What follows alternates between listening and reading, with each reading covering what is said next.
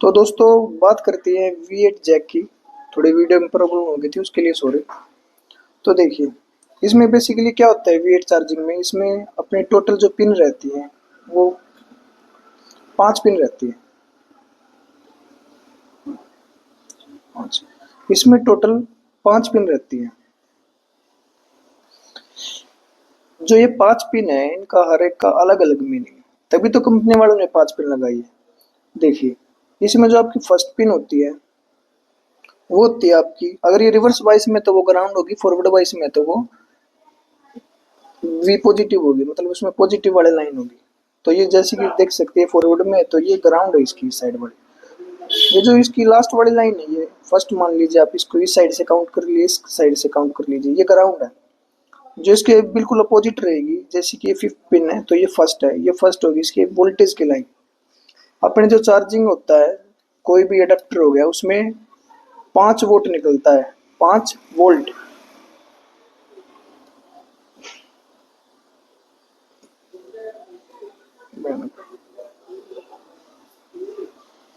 जी दोस्तों 5 वोल्ट निकलता है उसमें। तो ये 5 वोल्ट जो इस पिन से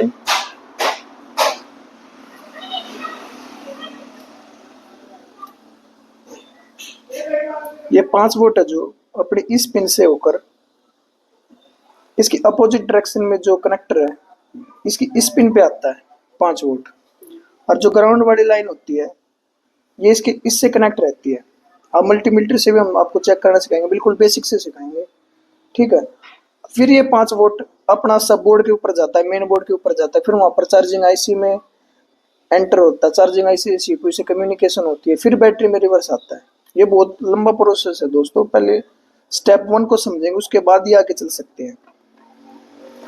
तो हम 5 पिनों की बात करते हैं शुरू से, बिल्कुल जीरो से। तो बेसिकली इसमें 5 पिन होती हैं। जो फर्स्ट पिन रहेगी वो आपकी ग्राउंड रहेगी, लास्ट वाली वी रहेगी। वी मतलब मैं बोल डिनोट कर रहा हूँ उसको वोल्टेज से।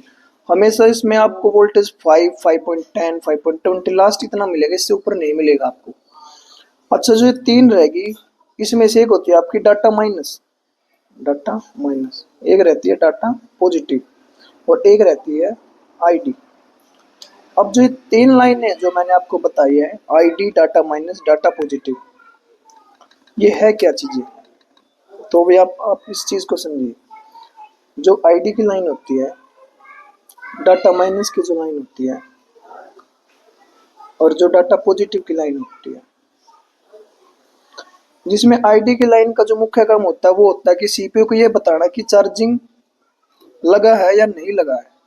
अगर ये लाइन नहीं होगी तो फोन को मालूम नहीं चलेगा कि अब वो चार्जिंग पे लगा हुआ है या नहीं लगा। कहने का मतलब है जो फोन के ऊपर बैटरी का सिंबल आता है उसमें चार्जिंग का निशान बन के नहीं आएगा, ठीक है। आपको ये बात क्लियर होनी चाहिए आईडी की। अब बात आ गई डाटा माइनस डाटा पॉजिटिव की। जैसे कि आपको पता होगा कि हम कोई भी फाइल ट्रांसफर जब अपनी यूएसबी पेन ड्राइव में ट्रांसफर करते हैं तो उसके लिए हमको इसमें ओटीजी केबल से कनेक्ट करते हैं। तो जो ये डाटा माइनस डाटा पॉजिटिव की लाइन है ये स्पेशल, जब बोले तो इसका जो यूज होता है वो डाटा को ट्रांसफर करने के लिए होता है। जैसे कि पेन ड्राइव का डाटा कोई, उसको आपके मदरबोर्ड में सीपीयू तक पहुंचाना है, ईएमसी तक पहुंचाने का काम है जो डाटा माइनस डाटा पॉजिटिव की लाइन करती है। इसका और भी बहुत काम होता है। डाटा का मतलब अगर आप इसको अनलॉक करना चाहते हैं, फ्लैशिंग करना चाहते हैं, तब भी आपकी डाटा माइनस और डाटा पॉजिटिव की लाइन ही इसमें सपोर्ट करेंगी। अगर आपकी ये लाइन नहीं होगी तो आपका जो फोन है वो कनेक्ट नहीं होगा, ना ही आपका यूएसबी से कनेक्ट होगा, ना ही आपका फ्लैशिंग के लिए कनेक्ट होगा, ना ही कुछ और काम के लिए कनेक्ट होगा। तो इसकी हर एक 5 पिन है ना बहुत ही ज़्यादा इंपॉर्टेंट है। अगर आपको सिर्फ चार्जिंग करना है तो आप इसको एक आईडी जोड़ दीजिए, एक नेगेटिव और एक पॉजिटिव, कोई दिक्कत नहीं, आपका फोन चार्ज करेगा। पर हर एक पिन में ये 5 पिनों का होना जरूरी है, तभी अपना पूरा माना जाएगा ये सर्किट।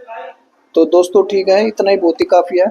अभी अगली वीडियो में आपको हम इससे थोड़ा अगले स्टेप पर लेके जाएंगे कि जब वो 5 वोल्ट फोन के ऊपर जाता है, मतलब मदरबोर्ड के ऊपर जाता है, तो वहां से कैसे ट्रैवल करता है, फिर कैसे बैटरी में रिवर्स आता है। तो आज के लिए इतना ही काफ़ी है। वीडियो को लाइक करें, चैनल को सब्सक्राइब करें। धन्यवाद।